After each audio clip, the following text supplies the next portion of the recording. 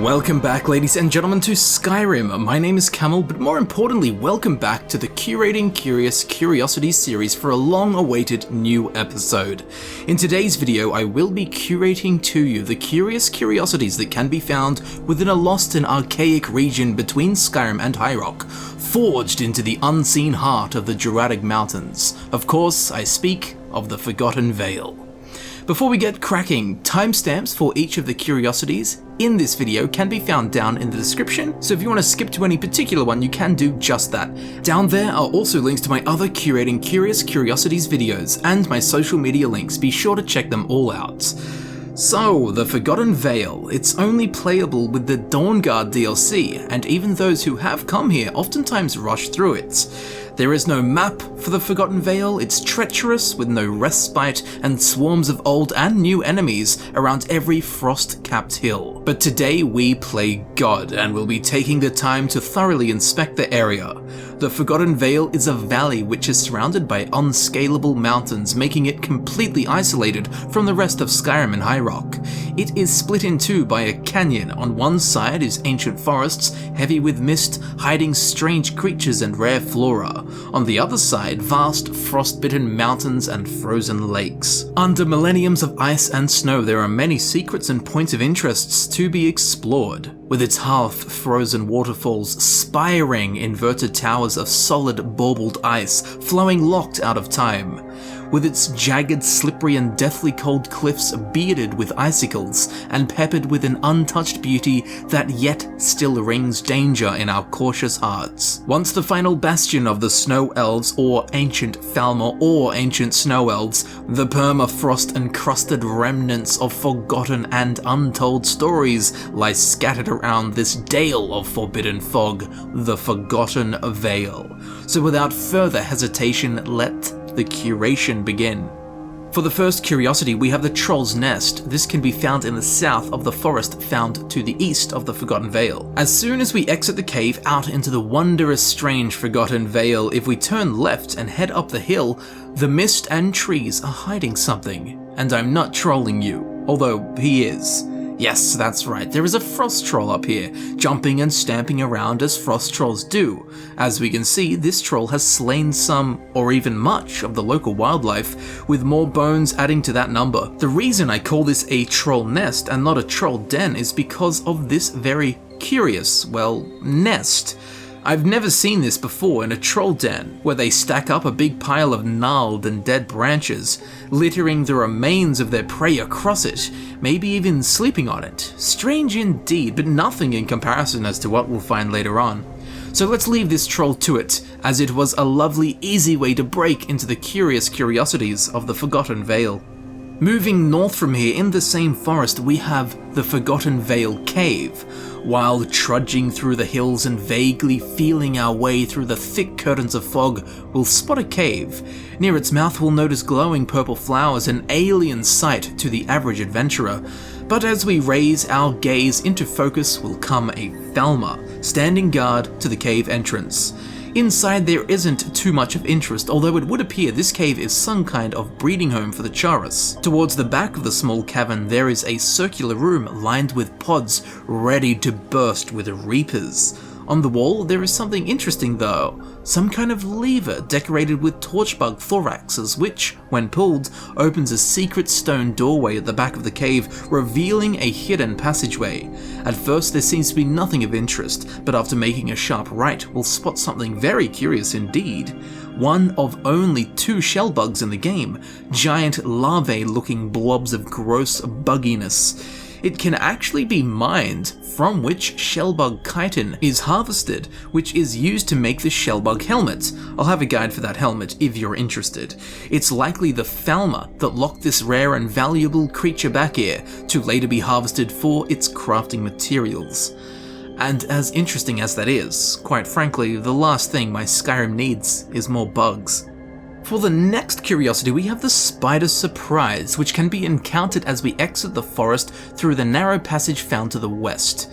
And to no surprise at all, we will encounter 3 spiders guarding the only way further into the Vale. There is also a thin scarf of webbing holding up a desiccated corpse with gnarled and twisted limbs. This is a sight of webbing, a website, as some might call it. There are also some spider egg sacs, so these 8-legged freaks have been breeding. But the real surprise is yet to come. As we attempt to pass through the crag, the Big Daddy Spider will drop down to greet us.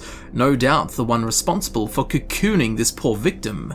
Curious though, as only Falmer live out here in the Forgotten Vale, and this corpse does not look very Falmer-like. Perhaps someone else made it all the way out here, only to be feasted upon by a dirty old spider. Moving on, we have the Slumped Skeleton, as we come through the pathway heading west out into the open frozen wastes. The first thing that we'll spot is this skeleton slumped over a chest. The chest that the skeleton is leaning on contains random leveled loot. It would appear as they died, they dropped their purse of gold and this unknown ancient Falmer book, making an effort to protect the book, but ultimately failing. Little did they know that this book is absolutely indestructible, as it's been out here for thousands of years and is in perfect condition. Funny that it's just another page in the Forgotten Vale story. Flowing through to the next curiosity, we have Icewraith Fall, found just across the lake to the southwest from the Slumped Skeleton. At first, it's very hard to spot, as our eyes have many beautiful and distracting things to lay upon. But one may notice a strange ephemeral flickering as we approach the frozen waterfalls with tears of the lake above cascading down. A small nook can be spotted. Inside there is a skeleton, leaning on a chest and with a satchel on the ground in front of it. Both of these contain random leveled loot. There is also, and more importantly, an ice wraith in here. I think it's rather clear cut as to what happened. This snow elf thought that he had found an excellent spot to hide this chest, a tiny cranny carved into the ice. Upon laying the chest down, it was made clear that this is in fact the home of an ice wraith, which likely swiftly killed him in cold blood, now laying where his skeletal remains do, likely to remain there for all eternity. Now heading from here further down the river to the south, we have Frostbite. As we drift down, we'll spot, well, you won't believe it, another skeleton with a chest next to it and an apothecary satchel, both of which contain random leveled loots. Interestingly though, there is a dagger laying across the sitting skeleton's legs, implying that this person was resting when they died. Carried that heavy chest all the way down the hill, sat down to have a rest, laid their dagger across their legs so they wouldn't sit on it, arms back leaning on the rocks, then dead? But how? Well, if we approach the location, we'll discover just how. An ice wraith bursts out of the snow, ready to defend its territory. Undoubtedly exactly what put an end to this poor chump's life. For the next curiosity, we have Snowbound Betrayal. This can be found up the hill to the southwest of where we just came from, up on top of the frozen lake, with its howling winds sweeping across the icy plateau. As we approach, we'll clearly spot two skeletons in the snow, accompanied by what I can only assume to be a horse skeleton. What's really strange is the positions of these skeletons. One is laying face down in the snow with a greatsword wedged into its back, suggesting that it was run down and slain in combat by another snow elf as they used elven weaponry. Yet, the other skeleton is lying on its back with its hands up and face turned away, holding 2 resist fire potions, suggesting that this fellow was killed by fire. Mage, perhaps? Flame Atronach? Or even a dragon? Well, the latter is actually the most likely, as under this very lake there live 2 dragons, Voslarum and Naslarum. But if it were a dragon that killed them, why would this guy have a sword in his back? Strange indeed. Very hard to piece together. This story is just bad to the bone. Diving down into the next curiosity, we have the Footlocker Falls. This can be found in the southwestern region of the frozen lake at the base of a massive waterfall. As we can see, there is an opening in the ice where the falls terminate. Well, if we duck our little heads under the ice, we'll spot a chest. It was likely either thrown off of the waterfall or washed down. Either way, the massive fall would have resulted in it breaking through the ice and ending up where it is now. It of course contains random leveled loot, otherwise to be forgotten in the appropriately named Vale. Next we have Chest to Chest. This can be found to the north of the waterfall, more towards the center of the lake, masked by its thick icy top. Under the water we'll find something quite funny. A skeleton pinned to the ground by a chest, which contains random leveled loot. I must admit this looks like a pretty grim way to die, pinned to the floor of the lake, drowned by the very treasure you were trying to save. It's likely that this person was carrying the chest across the frozen lake when the weight of them both broke the ice, resulting in what we can see here now. Speaking of the next curiosity, we have the Word of Winter, found to the northwest of the submerged treasure we just came from. There is a small bastion before the lake falls off of the cliff's edge into the river below, an outcrop with a set of stairs leading up to a rather important looking rock. On the stairs there is a skeleton with no clear signs or clues as to how it died. At the foot of the rock, there is a chest containing random leveled loot. There are also 2 resist fire potions and a healing potion. Now the resist fire potions could once again suggest that the dragons came through here and immolated the remaining ancient snow elves. Most interestingly of all though, this rock is actually a word wall, suggesting that some ancient snow elves spoke the dragon tongue and inscribed its knowledge onto the stone. Or perhaps this was even here before the snow elves arrived. How long ago that would be, I do not know. When you approach the wall, you will learn a word from the Drain Vitality Shout. So it's absolutely vital that you do just that. Next we have the loot of the lake, found just to the west of the word wall, once again under the ice. Next to 2 ancient pillars there is a chest containing random leveled loot. While there are no skeletons or clues as to exactly what happened here, it's likely that it was dropped through the ice. Whether this was intentional or it just fell off a wagon or something of the sort, well, we don't really know. But what's more interesting is what's right near here. The muddy mortuary, found just to the south of the chest. As we swim closer and closer to what appears to be a bed of seaweeds, some alarming details will come into focus. Bones, more bones, a lot of bones, all the bones. It's almost impossible to try and figure out how many people lay at rest here, as none of the skeletons are whole. The bones seem to be scattered randomly, as if it's a mass grave or hecatomb. Is this a spot of sacrifice? Were the snow elves that barbaric? Or is this the location of a brutal slaughter? Women and children butchered and sunken under the frozen surface, to never be seen or remembered again. An act of barbarous cruelty. There are also some satchels down here, although they contain nothing that aids our curious case, as they only hold random leveled loot. What happened here? I truly don't know, but none of the possibilities are nice or heartwarming at all. In fact, they're absolutely bone-chilling. Best to just leave these here locked beneath the ice for the rest of eternity. Next we have the Pilgrim's Parish, found on the northern shore of this very lake. There is an archway which marks the starting point of the Pilgrim's Path up to the mountains. However, on the stairs in front of this, there is a skeleton with, you guessed it, a resist fire potion. Again, with the same questions: pyromancers, dragons, maybe they were vampires trying to resist the sun's effects. I'm not too sure, but it is suspicious that there have been 3 different skeletons found with resist fire potions. Not sure what it's about, but you could say that it has ignited my interest. Fructosing through the curiosities, we have Berried Alive. This can be found at the top of a big hill further north up the Pilgrim's Path. Lying atop this crest is a skeleton with a snowberry bush growing out of its ribcage.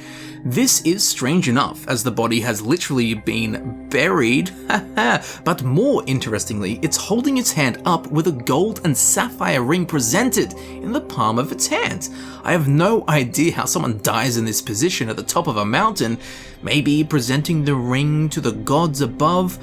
In regards to the tree, maybe this person's last meal was berries. They died and then the seeds spawned right out of the poor guy's stomach. Anyway, next to this whole schmozzle is what appears to be a grave marker. We'll see a few more of these in the coming minutes, but it would appear that the Falmer have actively marked this grave. A strange and very confusing find indeed. Digging on through the curiosities, we have the Falmer Graveyard, found just to the north of the berry bush. As we approach the edge of the Falmer camp, there will be a gated pathway leading up into the mountains. Up the top there is a thick Falmer standing guard with a little hut in the background. but if we go west even further up the hill, we have what I can only describe as a graveyard. There are bones scattered about, and there are also several Falmer weapons on the ground too, suggesting that these were Falmer that died up here. Something that makes me think it is a ritual site instead of a graveyard is that the bones aren't exactly buried, they're just scattered about.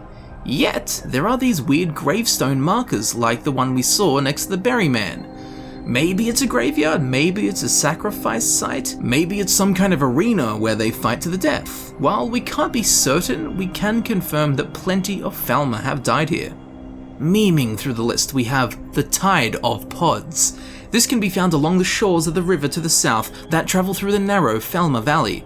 All along the edge of the water on the snowy and sandy shores of this river, there are Chorus Reaper pods. It's likely the Falmer are growing them here intentionally to be used later in their attack forces. Or these could be here naturally. Either way, bring a big old can of bug spray and get rid of this filth. Swinging on through, we've got the Hanging Offerings. Found on the stone platform above the filthy ponds we just came from, we can find a gang of offerings, a stone outcrop where the Falmer have placed various items and bits and bobs that I assume are some kind of offerings. There is also one of those gravestone markers here that we keep seeing, but there's no body. Or is there? If we take a closer look at the side of the mountain, well, you'll guess what we can find. A hanging offering. This, to me, is quite strange.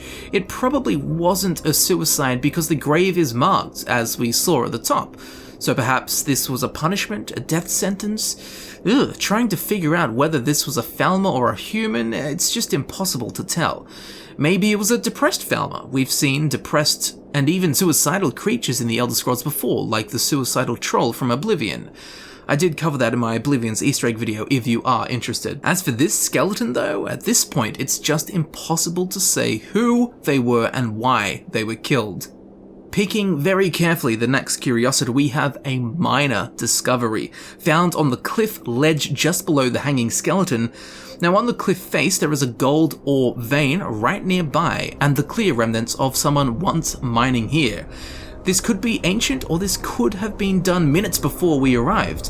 Although it's hard to imagine Falmer mining gold, as I've never seen any evidence of them using it.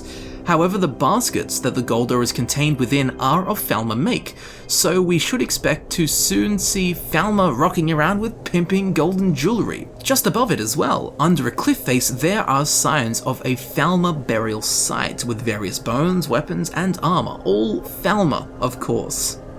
Now just above this minor find and up under the pointiest of slopes, there is an unmarked cave. This is Sharpslope Cave, which is no blunt cave. Inside we can find some general Falmer life. There is also a hidden passageway at the end of which is housed the second shellbug in Skyrim. But what's more interesting, to me at least, is the colouring of some of the rocks in here, the likes of which we only see in Blackreach, which famously has Ethereum. So, if we can find similar rocks, does that mean that this cave also houses Ethereum?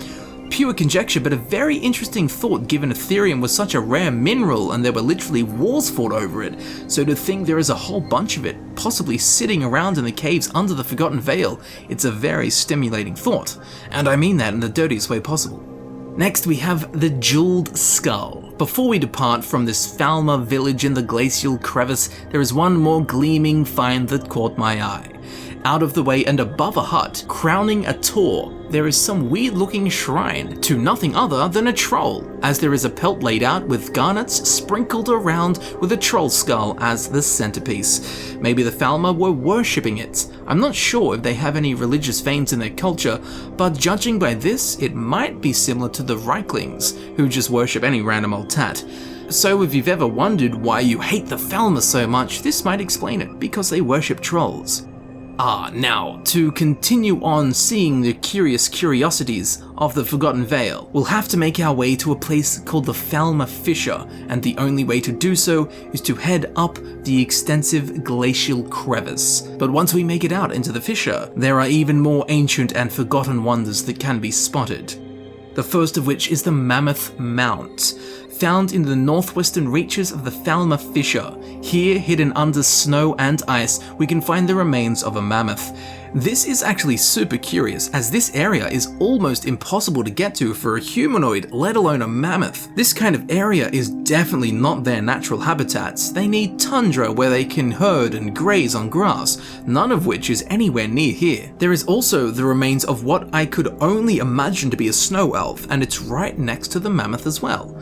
Strangely, there is also a skull inside the mammoth's ribcage. Maybe this is a Star Wars Easter egg. Did this mammoth eat someone? I'm not sure.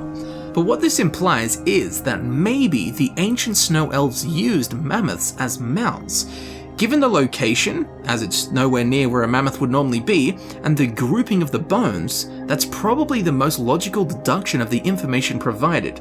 And if we have discovered something new about the ancient snow elves, then this is a mammoth discovery. Next up, we have the Valley of Thrush. No, it's not what you're thinking. For no good reason, there are unusually large amounts of thrush nests that can be found throughout the Falmer Fissure, 13 in total, making it a thrush-infested valley, a sentence I hope none of us ever hear again in our lives. Oh yes, now we have the major minor discovery. Found right underneath the ancient snow elf bridge which spans the Falmer Fissure leading over to the Chantry of Auriel, on a small ledge there lies a number of fascinating finds. There is a gold ore vein and the remains of the last person to mine it. As we see, there is a pickaxe here, and for some reason there is one unit of powdered mammoth tusk. Well, I mean, mining is one hell of a tusk. I would say that this was an ancient snow elf, but there is a Falmer weapon suggesting that this was in fact a Falmer mining this gold, which again is very strange because I've never seen any evidence of Falmer using gold. But we can find a gold and ruby necklace laying next to the skeleton, so perhaps this Falmer not only liked gold, but liked jewelry. We can also find 2 gold ore pieces and 3 diamonds that were likely mined out by this person or Falmer and placed here as winnings. Sadly, something happened to them and they never got to walk away with their beloved findings. Oh yes, a classic. This curiosity is the ancient Falmer royalty. Now I'm sure we all know the Chantry of Auriel, or the temple as you may have heard it called, but did you know that off to the side there is something wondrous strange? Following a small mountain path off to the side and through the archway out on the tip of this outcrop there is a skeleton. Now if you have seen my Dawnguard DLC Easter egg video, then you'll know this one. Now this isn't just any old skeleton either, this is likely the remains of an ancient snow elf king. The elven weapon essentially confirms that it was an ancient snow elf and not a modern day Falmer. And as we can see, there is a crown on top of their head, suggesting it was a king or queen, perhaps even the last in their line of ancient snow elf royalty. If you're thinking about picking up the crown, don't get too excited.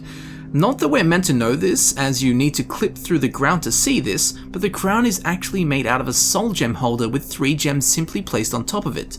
So that's why you can't actually pick up the crown as a whole, because it's not its own item. Regardless, this is an awesome piece of ancient snow elf history, and is sadly now lost to the ages, as we'll never know who this was or how they died.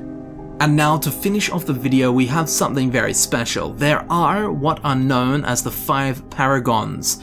There are 5 frost giants hidden around the Forgotten Vale. When each of them are killed and looted, they will be carrying one of the 5 Paragons. I won't go into detail as to where each of them is situated, as it's not curious at all in the least, and only slows down the fun here, but I'll have a guide for them to aid anyone interested. For the sake of this video, I've already collected them all, so now all we need is a Paragon Portal, and the Forgotten Vale houses one, found in the mid-north of the Forgotten Vale. Firstly, let's go through the Amethyst Paragon to Darkfall Grotto, specifically to an otherwise inaccessible area high on a cave pillar, decorated beautifully with giant glowing mushrooms and ancient snow elf pillars. There is also a draft of strength next to the chest up here.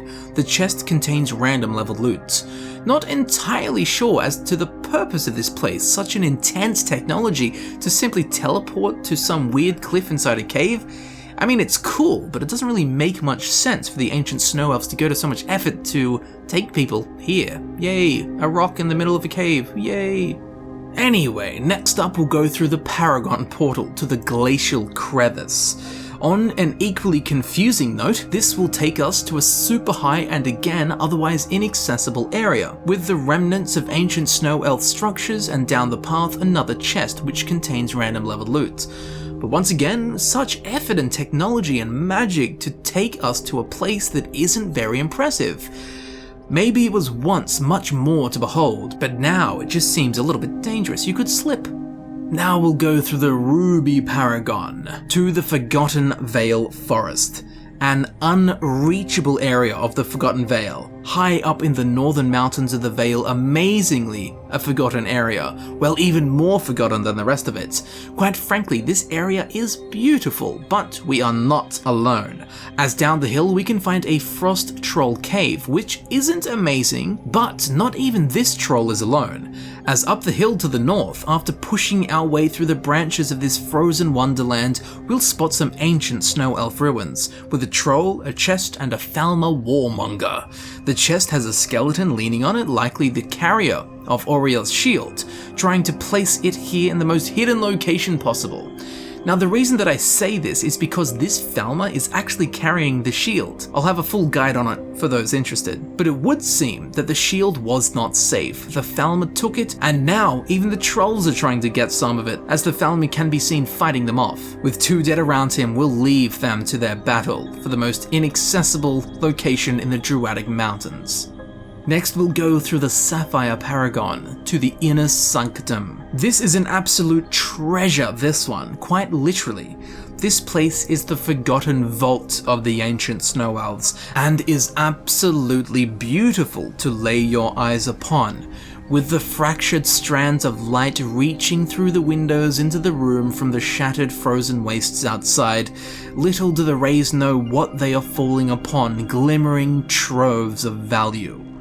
3 chests in total with an assortment of elven armor and weapons, but most stunningly of all, gems, jewels, more carrots than a vegetarian's diet. Needless to say, loot all of it. You'll go to your ancestors happier for it. For those curious for the immense value within this room, I looted 1 ruby, 14 garnets, 1 flawless ruby, 4 flawless garnets, 1 flawless emerald, 4 flawless amethysts, 1 emerald, 2 diamonds, and 4 amethyst. That's a total value in gems alone of 6,700 gold.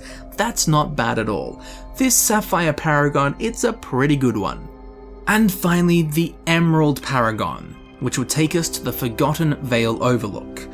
I've saved what I believe to be the most fitting way to end this, with a beautiful view high up above the waterfall that flows down into the frozen lake we saw earlier. This is the Forgotten Vale Overlook, a place often overlooked or not even looked at all, as its location renders it rather occult.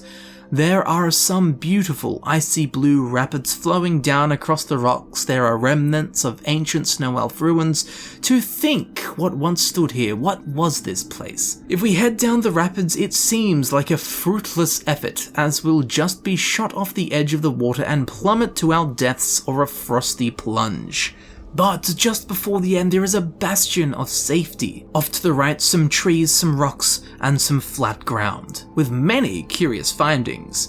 A sword, an unknown ancient Falmer book, elven arrows, an enchanted bow, a skeleton, and a chest, which, as you guessed, contains random level loots. A collection of intriguing items. The elven greatsword and the elven arrows imply that this was an ancient snow elf that died here. Like the other book bearer at the start of the video, likely trying to make sure that the book was protected, to be passed down and teach the histories to the future generations to come. And while the book stayed intact, no one has found it for thousands of years, and its knowledge has not been learnt. A sad and noble move in an attempt to preserve the memory of his or her people. How were they killed? I think they just let themselves perish here. To be killed by another would mean to be found by another, which is exactly what they did not want.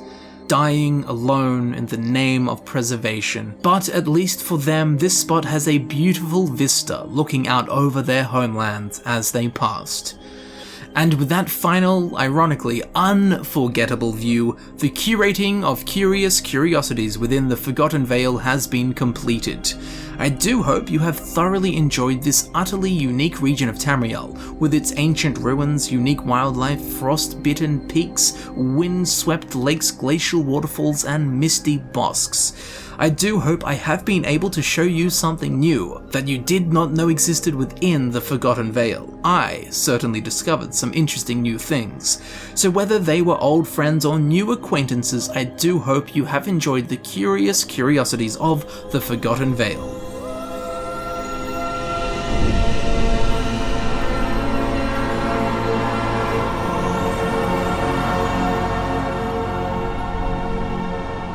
Thank you very much for watching. I've been Camel, and I do hope that you have thoroughly enjoyed the Curating Curious Curiosities video for the ancient region of the Druidic Mountains known as the Forgotten Vale. If you did enjoy this video and you would like to see more videos similar to this one, please consider subscribing. It helps me know that people are interested in these kind of videos and in the long run will result in more of them. And if you do enjoy these CCC videos, please feel free to check out the links in the description. These of course will lead you directly to the Curating Curious Curiosities that I've already done for Skyrim. If you did learn something new in this video, please leave a like, I'd appreciate it greatly. If you have any theories, backstories, imaginings, or explanations for any of these curious curiosities, please leave a detailed explanation of what your thoughts are in the form of a comment down below. I'm very interested in hearing some of your explanations for some of these ever so strange and curious finds within the Forgotten Vale. The community's collective mind power is much greater than mine. Well, I'd hope so anyway. So hopefully together we can all come up with the backstories for these strange findings. So again, check out my other CCC videos down in the description, and down there in the description you can also find links to all of my social media. Be sure to follow me on Instagram and Twitter. And if you'd like to support the channel in a more personal way, you can of course become a heroic patron on Patreon. As I'm sure you know, all of my time and energy goes into making these videos that I create for you to enjoy, so your support is most appreciated and welcomed in any and all forms. So thank you very much for watching, thank you for supporting the channel, and I will see you very shortly in the next video. I'll see you there soon.